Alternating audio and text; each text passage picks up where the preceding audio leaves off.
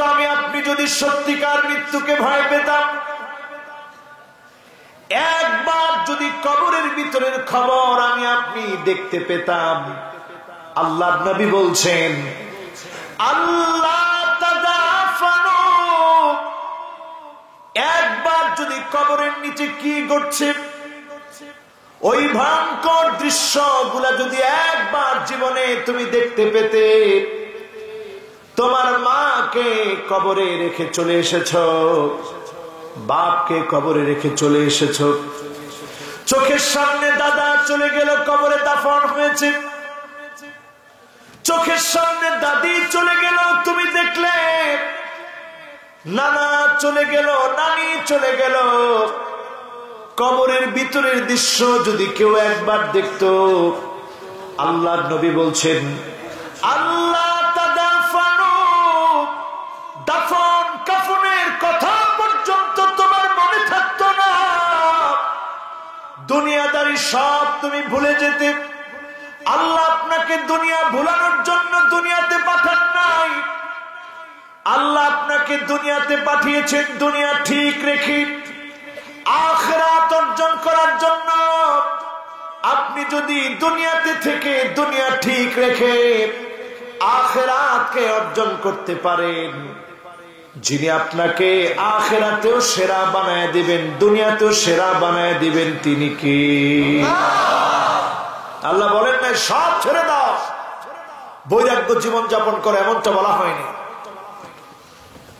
আজকের মাহফিলে যারা এসেছেন বসেছেন, আল্লাহ আমাদের কাছে অল্প একটু বিষয় চান, সেটা হচ্ছে গোলাম হও কার? আল্লাহ নবী, বিশ্ব নবী, নবী কুলের সম্রাট মুহাম্মদ ইবনে আব্দুল্লাহ ইবনে আব্দুল মুত্তালিব, হাশিম ইবনে মানাফ ইবনে কিলাব ইবনে মুররা, কাব ইবনে লুয়াই ইবনে ফিহর, মালিক ইবনে নদর ইবনে কেনানা, মুদরাকাত ইবনে ইলিয়াস ইবনে মাআদ ইবনে আদনান, সকলে পড়ি মুহাম্মাদুর রাসূলুল্লাহ সাল্লাল্লাহু আলাইহি ওয়াসাল্লাম। বিশ্ব নবী, নবী কুলের সম্রাট আল্লাহ রাব্বুল আলামিন যিনাকে নবী বানায় পাঠালেন, নবী আমার জান্নাত দেখলেন, জাহান্নাম দেখলেন। যে আয়াতে কারীমা আজকের মাহফিলে তেলাওয়াত করেছি, আয়াতে কারীমার ভিতরে আল্লাহ রাব্বুল আলামিন জানায় দিচ্ছেন মা যাগাল বাসার ওয়া মা তাগা,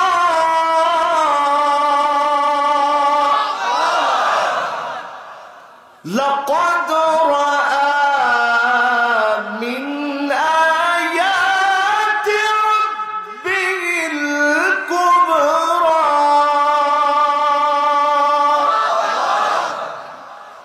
স্বচক্ষে নবীজি জান্নাত দেখলেন, জাহান্নাম দেখলেন। দূরে কে দাঁড়িয়ে আছে আমি এখান থেকে স্পষ্ট দেখতে পাচ্ছি না, স্বচক্ষে সামনাসামনি জান্নাত জাহান্নাম নবীজিকে দেখানো হলো। বড় বড় সৃষ্টির রহস্য গুলা দেখায় দিলেন। বারদুল ইয়াকিন, আল্লাহ চাইলেন নবীজির হৃদয়কে ঠান্ডা করতে। ও মুসলমান, একটা বার চিন্তা করেন, এত কিছু দেখে আনলেন, এরপর আল্লাহর নবীর কলিজা ততক্ষণ ঠান্ডা হবে না। নবী নিজে জানায় দিলেন, সাহাবীরা শোনো, তোমরা কি জানো কবে, কোথায়, কখন, কিভাবে আমি নবীর কলিজা ঠান্ডা হবে? সাহাবীরা বললেন আল্লাহু ওয়া রাসূলুহু আ'লাম, আল্লাহ আল্লাহ রাসূলই ভালো জানেন কবে, কখন, কোথায়, কিভাবে আপনার কলিজা ঠান্ডা হবে। নবীজি বললেন ওয়ালা আরদা ওয়াহিদুম মিন উম্মতি ফিন্নার,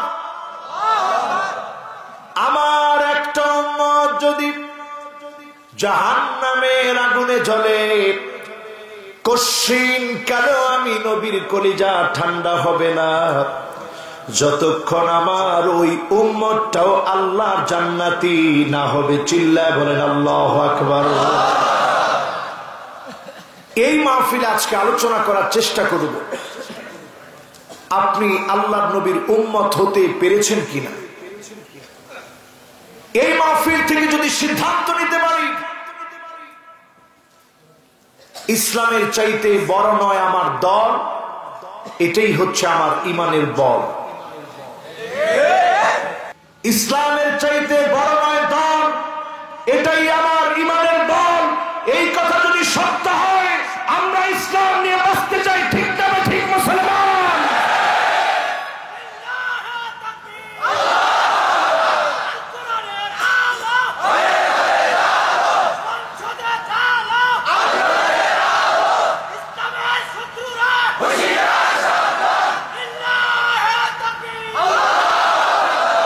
সবচেয়ে বড় কে? আরো জোরে বলেন, সবচেয়ে বড় কে? আল্লাহ রাব্বুল আলামিন আমাদেরকে পরীক্ষা নিচ্ছেন আমার ভাইরা। ইউসিকুল উমাম আন তাদা আলাইকুম কামা তাদাল আকালা ইলা কাসাতিহা। দস্তরখানায় যেভাবে খাদ্য সাজিয়ে রেখে আপনারা আমরা মেহমানদারি করি, সারা দুনিয়াতে কাফের কুফার বেঈমান বেদিন এক হয়ে যাবে।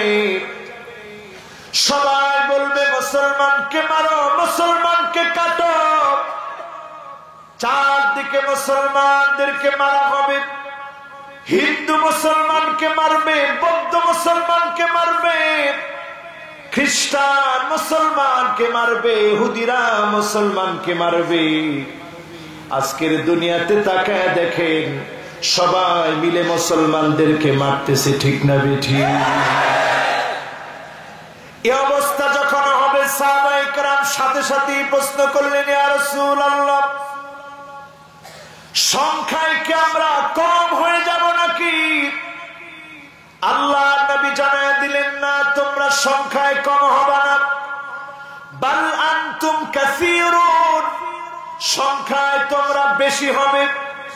বেশি হওয়ার পরেও তোমরা মার খাবে। এই হাদিসটাকে এখন জরিপের সঙ্গে মিলায় দেখেন। পিআরসি জরিপ করে বলছে, মুসলমানের জরিপ না, খ্রিস্টানরা জরিপ করে বলছে 2050 পর্যন্ত যদি পৃথিবীটা টিকে, সবচাইতে বেশি হবে মুসলমানের সংখ্যা। জোরে বলেন আল্লাহু আকবার। 2050-এর ভিতরে মুসলমানের সংখ্যা সবচেয়ে বেশি হবে। জায়গায় জায়গায় মানুষ মুসলমান হবে, কিন্তু মুসলমান সবচেয়ে বেশি মার খাবে। এই জন্য মার খাবে, নবী দুইটা কারণ বলে গেলেন। এক নাম্বার কারণ হলো হুব্বুদ দুনিয়া, দুনিয়ার লোভে পড়ে মুসলমান হয়ে নামদারি মুসলমান মুসলমানকে মারবে, ঠিক না বেঠি? এখন এটা শুরু হয়েছে না হয়নি? তাকায় দেখেন সিরিয়ার দিকে, শিয়াদের প্রেসক্রিপশনে ইহুদিদের চক্রান্ত বাস্তবায়ন হচ্ছে। মুসলমানকে 10টা বছর ধরে মারা হচ্ছে। ও মুসলমান, আমিও তো মুসলমান, আপনিও মুসলমান, আমার আপনার দাম আল্লাহর কাছে এত বেশি। লাউ কানাতিদ দুনিয়া তা'দিলু ইনদাল্লাহি জানাহা বাউদাতিন মা সাকা কাফিরান শুরবাতু মিন মা।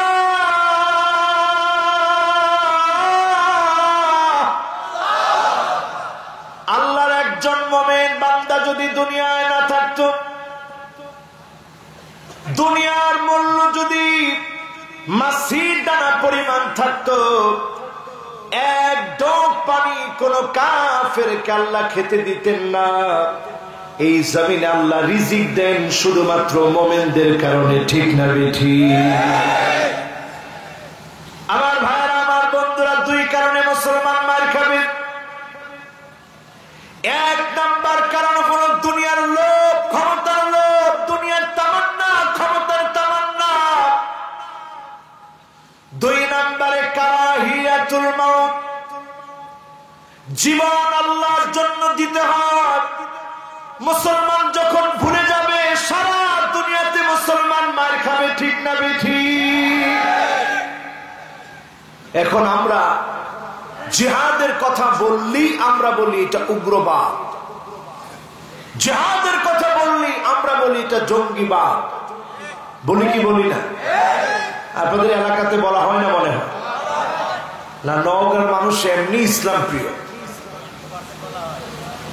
এখানে 100% বলা হয়। এই লোকের নাগরিকত্ব বাদ করে দিয়ে এরকম কথা বললো যে নওগাঁতে 100% বলা হয়।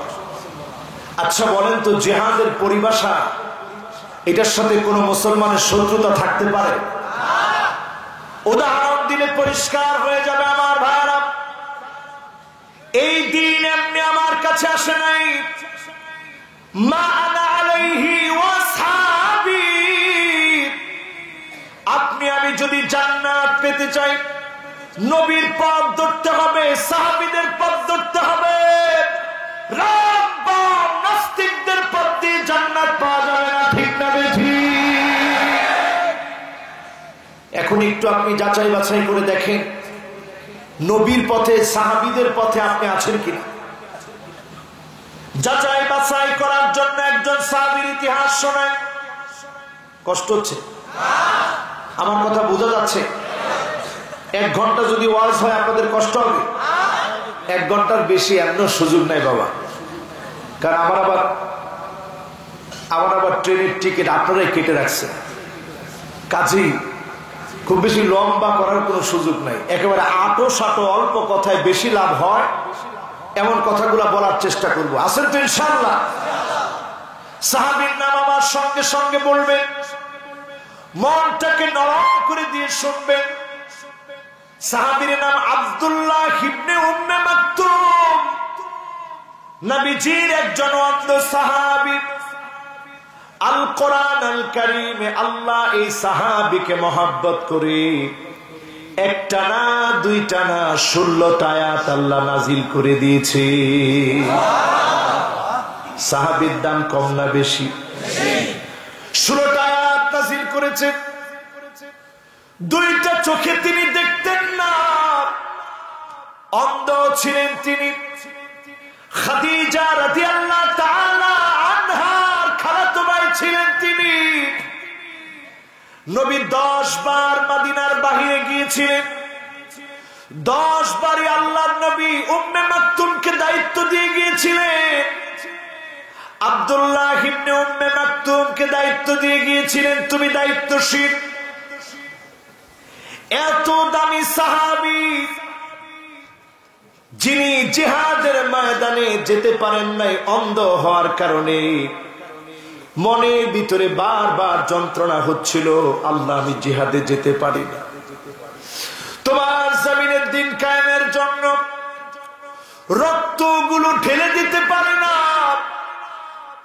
আমার মনে বড় কষ্ট রে মালিক। 2টা চোখ তো আমার নাই, আমি তো 2টা চোখে দেখি না।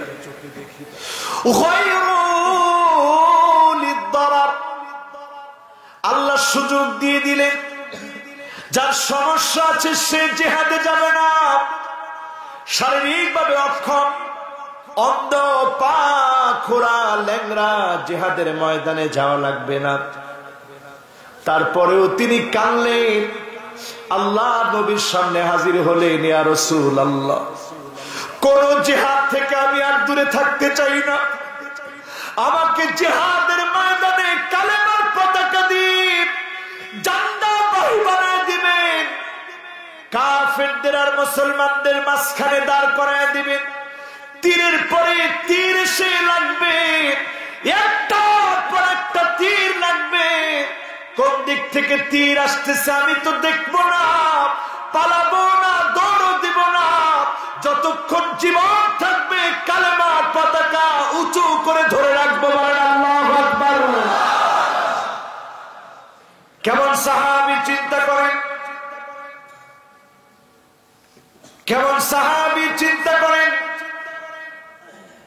আল্লাহ নবী তারপর থেকে আব্দুল্লাহ ইবনে উম্মে মাকতুমকে নিয়ে যেতেন, পতাকা বাহী বানায় দিতেন। নবী দুনিয়া থেকে বিদায় নিলেন, আবু বকর রাদিয়াল্লাহু তাআলা আনহু বিদায় নিলেন। ওমর ফারুক রাদিয়াল্লাহু তাআলা আনহুর সময় কাদিসিয়ার যুদ্ধ নামে পরিচিত পারস্যদের বিরুদ্ধে, পারসিয়াদের বিরুদ্ধে যেই লড়াই হয়েছিল, মূর্তি পূজারকদের বিরুদ্ধে যখন লড়াই হয়েছিল, ওই লড়াইয়ে আব্দুল্লাহ ইবনে উম্মে মাকতুম চলে গেলেন। তিনি জিহাদের ময়দানে পতাকাবাহী হলেন। 3 দিন লড়াই চলল। 3 দিন পরে সাহাবায়ে কেরাম খুঁজতেছেন কে কে নাই, কে কে বিদায় নিয়েছে। গিয়ে তাকায় দেখে অনেকগুলো তীর বিদ্ধ হয়েছে, ঝরঝর করে রক্ত ঝরেছে, নিথর দেহটা পড়ে আছে। আব্দুল্লাহ ইবনে উম্মে মাকতুম 3 দিনই লড়াইয়ের মধ্যে ছিলেন। একটার পর একটা কাফেরের তীরের আঘাত খেয়েছেন। এরপরেও আল্লাহর পতাকা, কালেমার পতাকাকে বুকের মধ্যে আপন আলিঙ্গনে আলগে রেখে দিয়েছে, আগলে রেখে দিয়েছেন আপন আলিঙ্গনে। এখান থেকে শিক্ষা নেন, 2টা চোখ নাই, তারপরেও সাহাবায়ে কেরাম দ্বীন বিজয় থেকে দূরে থাকেন নাই। ঠিক না বেঠিক? ও মুসলমান, আজকে আমি আপনি মার খাচ্ছি কেন? সময় কিন্তু এখন ভালো যাবে না, খুব খেয়াল করে শুনে রাখেন। আজকে অনেকে মনে করবেন হুজুর বলতেছে আর কি বলো, প্রয়োজনে বাড়িতে গিয়ে দিন তারিখ দিয়ে লিখে রাখবেন। সময়টা ভালো যাচ্ছে না, সামনের দিনগুলো আরো ভয়ানক হবে। ঠিক 2-3 জনে বলছেন। আপনাদের মনে হচ্ছে কি আমি বেঠিক বলতেছি? তো বলেন ঠিক। আমি এটা বলে আদায় করতে চাই না, বলেন ঠিক না বেঠিক। এখন কিসে ঠিক বললেন?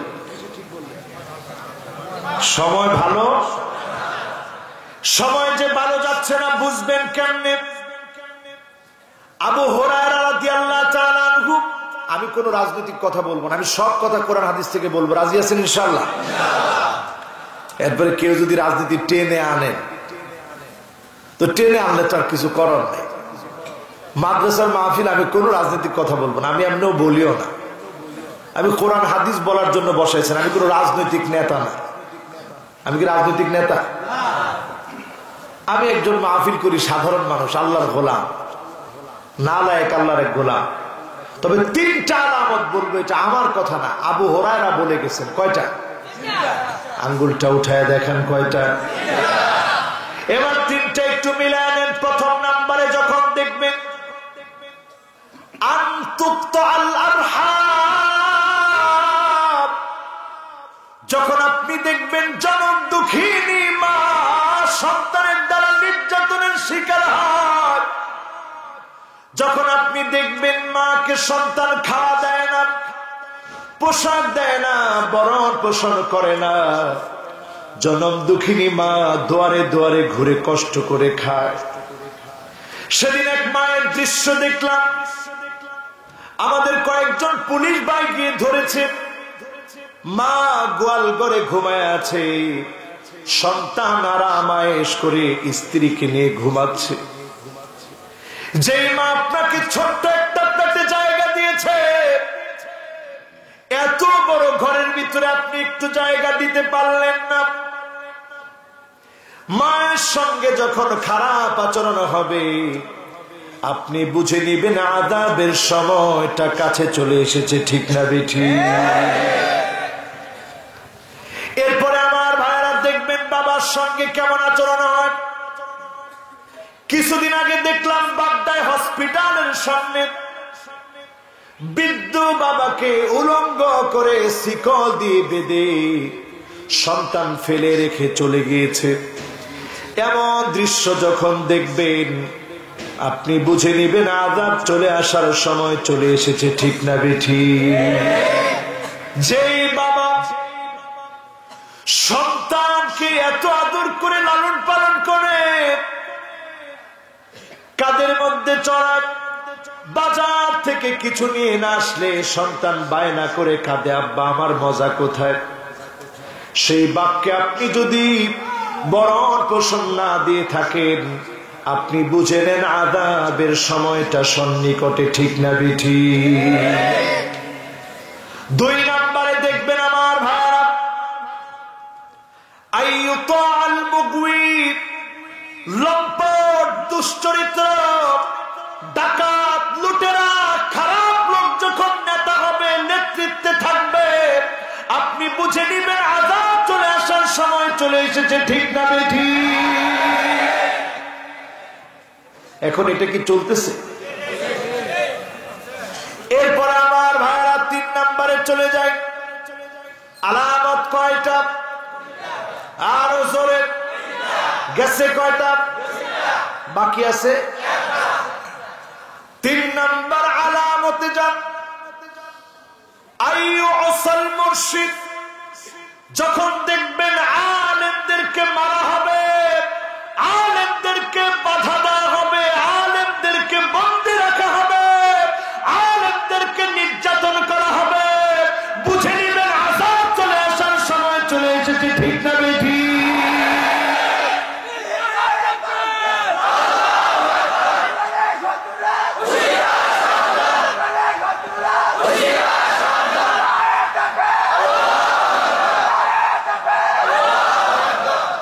তার মানে আযাবটা এখন কি দূরে না কাছে? আরো জোরে চিল্লায় বলেন, দূরে না কাছে? ও মুসলমান, এটা এত জোরে কেন বললাম একটু কান খাড়া করে শুনে। ভারত মহাসাগরের টেকটনিক প্লেট ফেটে গিয়েছে। এটা আমার তথ্য না, বর্তমান ভূতত্ত্ববিদদের তথ্য, বর্তমান সায়েন্টিস্টদের তথ্য। ভারত মহাসাগরের টেকটনিক প্লেট ফেটে গিয়েছে। সময় মতো বারবার ভূমিকম্প হবে। তাকায় দেখেন, জাপানের ভিতরে 2005-এর পরে সবচেয়ে বড় ভূমিকম্প কিছুদিন আগে হয়ে গেল। তুরস্কের ইজমিরে ভূমিকম্প হয়েছে। যেই মিডল ইস্টটা পাহাড় দিয়ে ভরা, ওইখানে ভূমিকম্প হচ্ছে। এই আযাবগুলো আমাদেরকে বলে দিচ্ছে পৃথিবীর সময় ক্রমশ এখন কমে আসতেছে, ঠিক না বেঠি?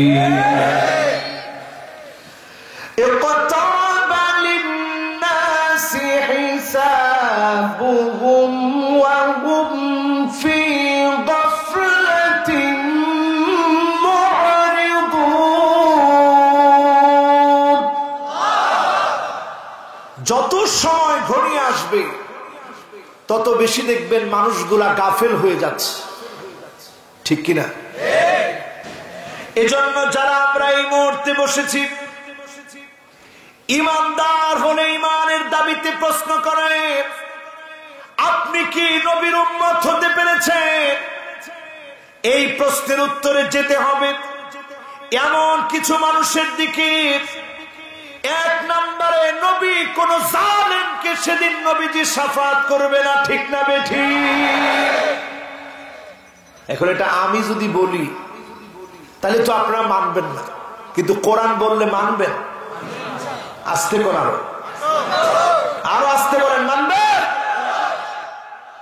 আল কোরআন আল কারীম আল্লাহ বলেন, মা লিয-যালিমিনা মিন হামিম ওয়ালা শাফী'।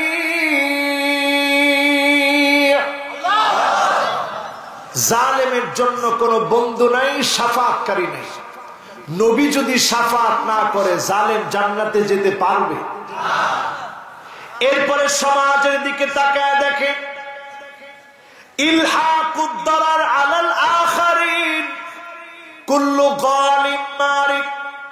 নির্দোষ মানুষের নামে 5টা 7টা 10টা করে যদি মামলা দিয়ে রাখেন, আপনি স্পষ্ট বুঝে নেন আল্লাহর আদালতে নবীর শাফাত আপনি পাবেন না, ঠিক না বেঠি? একটু হিসাব মিলান, কি করতেছেন আপনি? দালালি করতে করতে আমরা এখন কোন পর্যায়ে যাচ্ছি? কেমন করে আল্লাহর আদালতে দাঁড়ায় জবাব দিবে? এরপরে তাকায় দেখবেন আমার ভাইরা, মুশরিকদেরকে সেদিন নবীজি শাফাত করবে না। এখন আপনি একটু চিন্তা করেন, একদিকে মুসলমানদের দাবি, আরেকদিকে ইহুদিদের দাবি। ইসলামের দাবি হলো দাজ্জাল আসবে ইমাম মাহদীর 6 বছর পরে, আর ইহুদিরা দাবি করতেছে, ইসরায়েল টুডেতে নিউজ হয়েছে অলরেডি দাজ্জাল চলে এসেছে। এই তথ্যটাও মিথ্যা, কারণ দাজ্জাল আসবে ইমাম মাহদীর কয় বছর পরে? আওয়াজ করে বলেন, কয় বছর? কিন্তু তারা বলতেছে অলরেডি এখনই নাকি চলে এসেছে। এই ভুয়া তথ্য দিয়ে মুসলমান দেশগুলোকে আবার তারা হামলা করতে চাচ্ছে। অলরেডি নতুন করে মরক্কোর মধ্যে তারা এম্বাসি স্থাপন করেছে, সুদানকে সামনের দিনে মারবে। সংযুক্ত আরব আমিরাতের দিকে তাকায় দেখে, কাতারের বিমান চলতে দেয় না আকাশ সীমা দিয়ে, আকাশ সীমা দিয়ে কাতারের বিমান চলতে দেয় না। তারা বলে কাতার সন্ত্রাসী, অথচ ইসরায়েলের মতো সন্ত্রাসী দেশের বিমান চলতে দেয়। এই বিষয়গুলো আমাদেরকে প্রমাণ করে দিচ্ছে দাজ্জালের ফিতনা চারদিকে এখন চলে এসেছে, ঠিক না বেঠিক? এই ফিতনা থেকে বাঁচার জন্য নবীজির উম্মত হওয়া লাগবে। এখন উম্মত কেমনে হবে? উম্মত হওয়ার জন্য আজকের এই মাহফিলে যারা বসেছে, 8টা কাজ বাড়ি নিয়ে যাওয়া লাগবে। কয়টা কাজ? আপনাদের মনে মনোযোগ চলে গেছে? আছে? কয়টা শুনবেন? 8টার 1 নাম্বার হলো ইহসানুল ওযু, সুন্দর করে ওযুটা বানান। এই কথায় যদি আমি আজকের এই মাহফিলে ধরি, গত 2 দিন আগে লাইলাতুন নিসফি মিন শাবান, শাবানের মধ্যরাত, আমাদের বাংলাদেশে পরিচিত শবে বরাতে কে কে নামাজ পড়েছেন হাত উঠায়া দেখান। আল্লাহু আকবার বলে সবাই হাত উঠেছে, মাশাআল্লাহ। এবার হাতটা নামাজ, সবাই শবে বরাতে নামাজ পড়ছেন, আলহামদুলিল্লাহ। আমিও পড়ছি, আপনারাও পড়ছেন। এবার যদি প্রশ্ন করি, রাত্রে তো সবাই নফল নামাজ পড়লেন, ওই ইমানি জজবা ফজর পর্যন্ত কার কার ঠিক ছিল একটু হাত তোলেন। দেখেন অনেক হাত নেমে গেছে। এবার হাতটা নামান, জোহর পর্যন্ত কার কার ঠিক ছিল নামাজ পড়েছেন হাত তুলেন। আমি কিন্তু লজ্জা দিতে চাই না, এটা আমি লজ্জা দিব না, শুধু একটু দেখি, এরপরে ওয়াজের মূল কথায় যাব। একটু হাতটা নামান। এরপরে মাঝখানে 2 ওয়াক্তের কথা আর না বলে একেবারে এশায় চলে যায়। আসর মাগরিব এশা পর্যন্ত ঠিকঠাক পড়ছেন কে? একটু হাত তুলে তো দেখি। দেখেন অনেকের হাত এখন নেমে গেছে। এবার হাতগুলা নামা। তাইলে আপনি স্পষ্ট বুঝে নেন, ওই রাত্রিতে আপনি আমি সকলেই দোয়া করলাম, ইয়াতলুল্লাহু ইলা খালকিহি ফি লাইলাতিন নিসফি মিন শাবান ফায়াগফিরু লিজামিই খালকিহি ইল্লা লিমুশরিকিন আও মুশাহিদ। আল্লাহ তার সকল বান্দাকে মাফ করে দিবে, 2 শ্রেণীর মানুষকে মাফ করবে না। এক শ্রেণীর মানুষ হচ্ছে যারা মুশরিক, আরেক শ্রেণীর মানুষ হচ্ছে যারা মুশাহিদ। এখন আমরা যারা মাফ পেয়েছি, আপনি যদি মাফ পান, পরের দিনের ফজর আপনার ছেড়ে দেওয়ার কথা না, জোহর ছেড়ে দেওয়ার কথা না। যখনই আপনি মাফ পাবেন, সঙ্গে সঙ্গে আমলের স্বাদ আপনার কলিজায় আপনি উপভোগ করবেন, ঠিক না বেঠিক? তা আমরা কয়জন মাফ পাইছি বোঝা যাবে পরের দিনের মুসল্লি দেখে। সবাই কিন্তু মাপ পাবে। এই জন্য আজকের মাহফিল থেকে মিলায় নিতে চাই, এক নম্বরে যদি জান্নাত পেয়ে নবীর উম্মত না হলে জান্নাত কেমন করে পাবে? এখন উম্মত হওয়ার জন্য ইহসানুল ওযু, সুন্দর করে ওযু বানানো শিখেন। এখন আপনি যদি মুসল্লিরা নামাজ পড়তেছে বাহিরে যদি আপনি পাহারা দেন মুসলমানকে কখন মারবে? আপনি আর মুসলমানের কাতারে মুসলমান হিসেবে আপনি থাকলেন না, ঠিক না বেঠি? ওযুর প্রশিক্ষণ নেন, দলীয় প্রশিক্ষণের মধ্যে ওযুর প্রশিক্ষণ রাখেন। কারণ এই দেশটা একসময় শুনতাম 98% মুসলমানের দেশ, হঠাৎ করে শুনি 95% মুসলমানের দেশ। এখন কয়েকদিন আগে শুনতাম 92% মুসলমানের দেশ, আর নতুন করে এখন শুনি 90% মুসলমানের দেশ। তার মানে হলো মুসলমান খালি মরতেছে, জন্মগ্রহণ করে না। ঠিক কিসের ঠিক? এটা ভুয়া কথা। আগামী দিনে শুনবেন 50% মুসলমানের দেশ, এভাবেই একটা দেশকে, মুসলমান দেশকে ধ্বংস করে দেওয়া হয়, ঠিক না ঠিক? মুসলমান খালি কমে যাচ্ছে, মুসলমান বাড়তেছে, কিন্তু আমরা সংখ্যায় কমাচ্ছি। আমার ভাইয়েরা, আমার বন্ধুরা যারা এখানে বসা আছেন, এই দেশটা সম্পর্কে বহু গবেষকরা বলেছিল করোনায় বাংলাদেশ শেষ হয়ে যাবে, এত পরিমাণ মানুষ মরবে, লাশ দাফন করার জায়গা পাওয়া যাবে না। এই দেশটার উপরে বিশেষভাবে যিনি রহমত করেছেন তিনি কে? এখনো যদি না বুঝে, হঠাৎ করে যখন মুসলমানের কলিজার ঘাত লেগেছে, তারপরেই করোনার প্রকোপ বেড়ে গেছে, আজকেও যদি আল্লাহর রহমত কামনা করেন, মুসলমানদের সিদ্ধান্ত মেনে নেন, ঠিক না বেঠিক? এই একটা জায়গা বাংলাদেশে শুধু মুসলমানদেরই ভালোবাসায় যিনি মুসলমানদের উপরে খুশি, তিনি কি? এই জন্য এক নম্বরে যে কাজ বলছিলাম, ইহসানুল ওযু, সুন্দর করে ওযু বানানো শিখেন। আপনার নখ থেকে যখন টপ টপ করে পানিগুলা পড়বে, ঝরে ঝরে যখন পড়বে, এই পানির সঙ্গে যিনি আমার আপনার গুনাহগুলা মাফ করে দিবেন তিনি কে? শুধু এখানেই শেষ না আমার ভাইরা, কোটি কোটি মানুষের ভিতরে আল্লাহ নবী সেদিন আমাকে আপনাকে ঠিকই চিনে নিবেন। এতগুলো যুবক কি আসতেছে না যাচ্ছে? মাশাআল্লাহ, একজন, দুইজন, তিনজন, চারজন, পাঁচজন, ছয়জন, সাতজন, আটজন, এরা কি আসতেছে না যাচ্ছে? ও বাবা, যাক আলহামদুলিল্লাহ, মনটা খুশি হয়ে গেছে।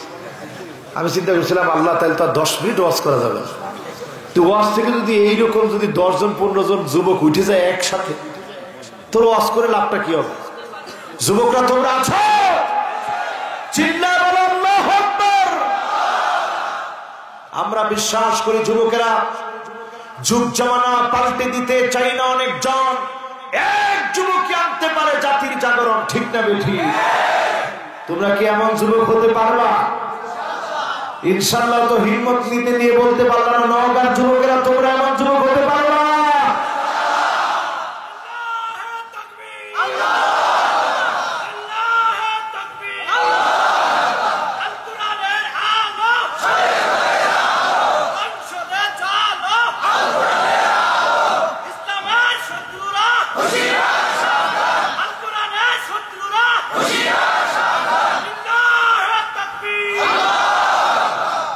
ইসলামের শত্রু আছে? আছে? ইসলামের সাথে শত্রুতা করে কি লাভ হবে? আল্লাহু মুতিম্মু নূরিহি ওয়ালাউ কারিহাল কাফিরুন।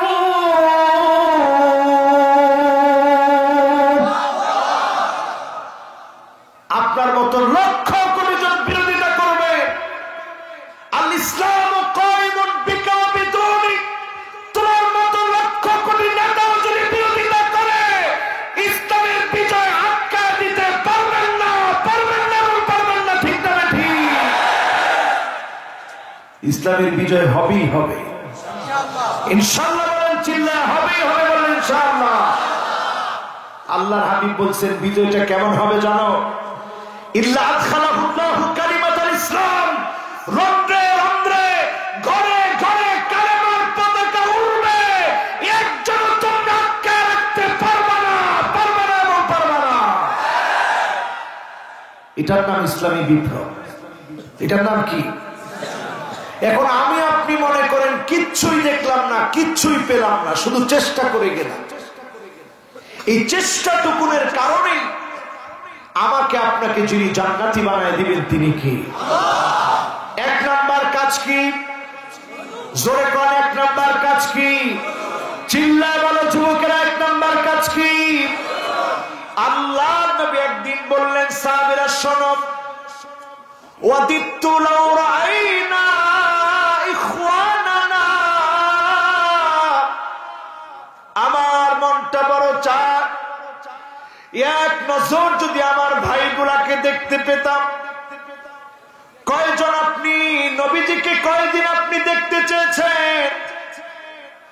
আল্লাহ নবী আমাকে আপনাকে দেখতে চেয়েছে। সাহাবায়ে কেরাম প্রশ্ন করলেন, ইয়া রাসূলুল্লাহ,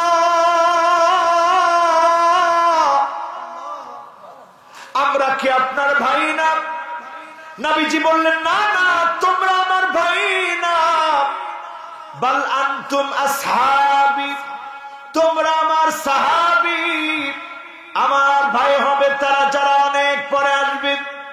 সাহাবীরা প্রশ্ন করলেন, ইয়া রাসূলুল্লাহ, তাদেরকে তো জীবনে কোনোদিন দেখেন নাই, কেমন করে আপনি চিনবেন? আল্লাহর নবী বললেন, গুররান মুআজ্জালিনা মিনাল ওয়াদু, ওজোর পানিগুলা যখন ঝকঝক করে উঠবে, চকচক করে উঠবে, আমি নবী তাকে বলবো, আল্লাহ এটা আমার উম্মত, শাফাআত করব, যিনি ধন্য বানায়া জান্নাতি বানায় দিবেন তিনি কে? তাহলে এক নাম্বার কার্যক্রম ওযু। এই কার্যক্রমের মধ্যে কোনো দলাদলি আছে? জোরে চিল্লায় বলেন, দলাদলি আছে? এই কার্যক্রমে আসেন আমার ভাইরা।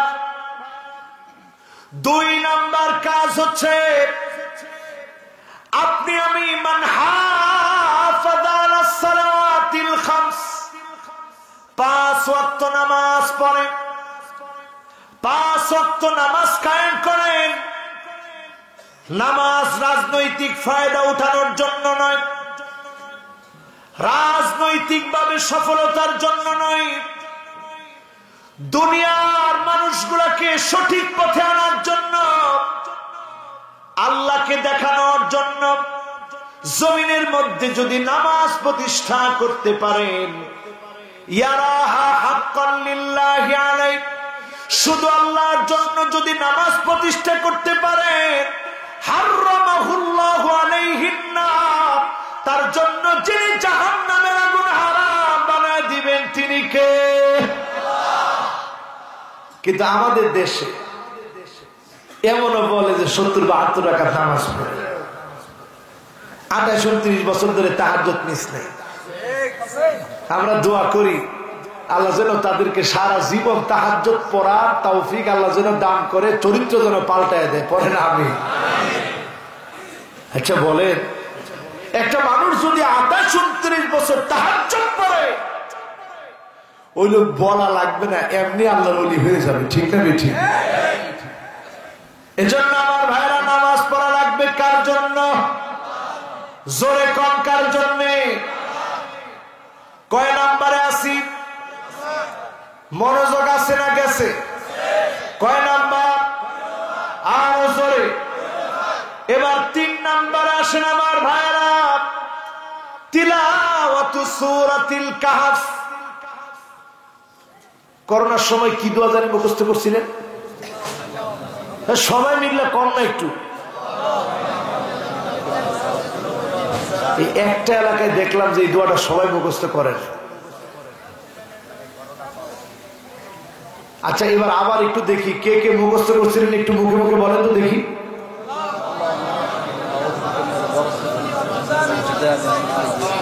এবার মনে হয় যে মোটামুটি অনেকেই মুখস্থ করছে।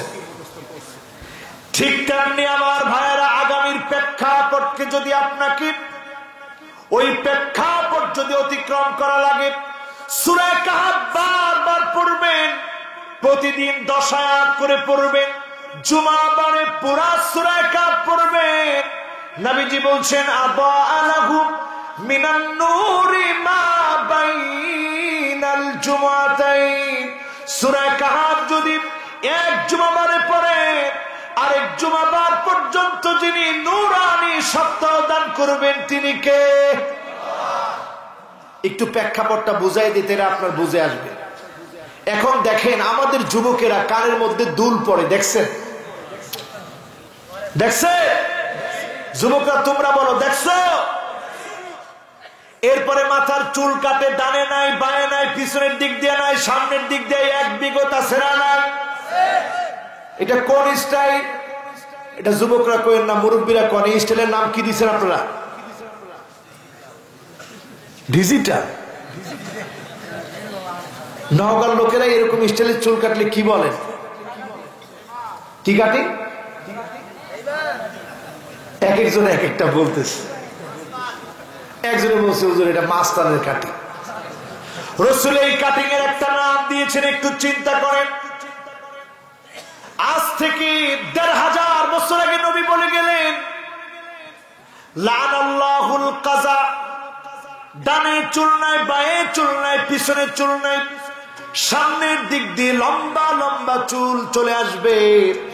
এই স্টাইলটার নাম হবে কাযা। এটা ইহুদিদের স্টাইল। এখন তাকায় দেখেন মুসলমানের ভিতরে স্টাইল এখন আছে না? আছে। এরপরে হাতের ভিতরে ব্রেসলেট আছে না নাই? নতুন করে আসছে ট্যাটু। কিটো? ট্যাটু। হাতের মাসলের মধ্যে ট্যাটু আঁকে। বডি বিল্ডার, সে তার বডি দেখাইতে হবে, আমার বিশাল মাসল দেখানোর জন্য ট্যাটু আঁকতেছে। আপনি মনে করছেন সাধারণ বিষয়? আরে কেমন নবীর উম্মত আমরা! আল্লাহর নবী ১৫০০ বছর আগে বলে গেলেন, লানাল্লাহুল ওয়াসিমা ওয়াল মুস্তাওসিমা।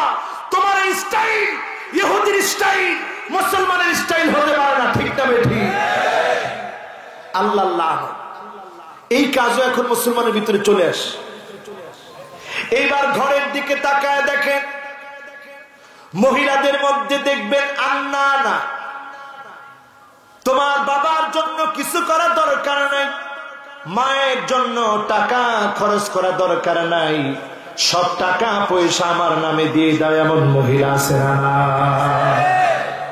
নগে এরকম মহিলা আছে? তাকে আপনারা বাটটা খাওয়াচ্ছেন সবকিছু। ২ নম্বরে দেখবেন মান্নানা। এমন সব মহিলা কথায় কথায় খোটা দেয়, আমি দেখে তোমার ভাত খেয়েছ, অন্য মহিলা হলে খেত না, এমন মহিলা আছে না? একজনে কয় বেশি, কি দুঃখ মনের ভিতরে। এরপরে দেখবেন হান্নানা। এমন সব মহিলা, যে মহিলা স্বামীর খেদমত করতে হয় এটা যেন বিলকুল ভুলে গেছে। আপনি যদি বলেন পানি দাও, মহিলা বলেন ঢেলে খাও। এই আলামত শুরু হয়ে গেছে। তাই আপনি মনে করছেন কিয়ামত অনেক দিন। এরপরে দেখবেন কান্নানা। কান্নানা মানে এমন মহিলা, যেই মহিলা কথায় কথায় শ্বশুর বাড়ি দিয়ে খোটা দিয়ে আপনাকে কষ্ট দেয়। আছে না? এরপরে দেখবেন হাদ্দাকা। এমন মহিলা, আপনি কোনো কিছু কিনে দিলে পছন্দ করে না, কিনে আনলেই ৫টা ৬টা 10টা ভুল ধরার চেষ্টা করে। আছে না? এরপরে দেখবেন সাদ্দাকা। এমন সব মহিলা, যেই মহিলা আপনার সঙ্গে কথায় কথায় মুখে মুখে তর্ক করে ঝগড়া করে, এমন মহিলা আছে। এটার মধ্যে একটু জোরে করলে আপনারা না বলে বিয়ে শাদী করেন না, জোয়ান মানুষ সব, এত কিছু জানলেন কেমনে? এইবার আমার ভাইয়েরা শেষটা শুনেন, এটার মধ্যে আবার আছে বলেন না। শেষটা হলো বাররাকা। এমন সব মহিলা দেখবেন শুধু ঝগড়াই করে না, কথা বলতে বলতে স্বামীর গায়ে হাত তুলতেও দেরি করে না, এমন মহিলা আছে না? তো নওগাঁর অবস্থা কি বোঝা হয়ে গেছে। এটা খালি নওগাঁর অবস্থা না, গোটা দুনিয়ার অবস্থা। এখন সবাই ঠিক বলে না, অন্তত নিজের ইজ্জতটা তো বাঁচান। জোরে বলেন ঠিক কিনা? এখন এই ওয়াজ শোনার পরে চিন্তা করেন, এরপরে আরো মিলায় নেন লানাল্লাহুন নামিসা ওয়াল মুতানাম্মিসা। অধিকাংশ মহিলা দেখবেন বুড়ো প্লাগ করে। এখন দেখবেন ইয়ং জেনারেশনে এমন এমন যুবক আছে যারা বাইকার, নতুন করে বাইক চালায়। এই ছেলেগুলা দেখবেন বুড়োর উপরে 3টা কাটা দেয়। কয়টা কাটা? ওই দিন একজন আসছে, হুজুর আমি আপনার খুব ভক্ত। আমি কি তুই কি অ্যাক্সিডেন্ট করছিস? না হুজুর। কি লেগে করলেন? হুজুর অ্যাক্সিডেন্ট করছে। আমি তোর বুড়োর মধ্যে 3টা কাটা কে? হুজুর ওই বাইক চালাই তো লেগে স্টাইল করছে। এই যে অবস্থা। আরেক ছেলে দেখি সুন্দর দাড়ি রেখে দিছে। আমি কই মাশাআল্লাহ, তুই তো খুব ভালো হয়ে গেছো। যে তোমরা সবাই এর মতো হইবা, দেখছো কি সুন্দর দাড়ি রাখছে। কয় হুজুর এটা হচ্ছে সেলফি কাটিং। আমি কই নাউজুবিল্লাহ, কি করছ? পাশের থেকে কয়টা কয় না হুজুর সেলফি না, এটা হচ্ছে হুজুর টিকটক কাটিং। আহারে মুসলমান, আল্লাহ নবীর সুন্নাহকে অবজ্ঞা করে তোমার ওই নায়ক, তোমার ওই গায়ক, ওই হিন্দু, ওই খ্রিস্টান, বলিউড, টলিউড, হলিউডের নায়ক তোমার জন্য কোনদিনের নাজাতের ব্যবস্থা করবে না, তোমার জন্য আদর্শের মূর্ত প্রতীক হতে পারে না। ঠিক না বেঠি? মুসলমানের সন্তান চিন্তা করবেন কথাগুলা। আপনি মিসওয়াক করেন, মিসওয়াক নিয়ে কবরে যেতে পারবেন না। আপনি জুব্বা পরেন, কবরে যাবে না। আপনি পাগড়ি পরেন, কবরে নিয়ে যাওয়া যাবে না। কাফনের কাপড় নিয়ে কবরে যেতে হবে। আপনি আমি যদি সুন্নতি দাড়ি রাখি, এই দাড়ি কবর পর্যন্ত আপনার আমার সঙ্গে যাবে। ঠিক না বেঠি? কয়জনের এই বুঝ ঢুকছে? দাড়ির নাম দিছে সেলফি কাটিং, দাড়ির নাম দিছে টিকটক কাটিং।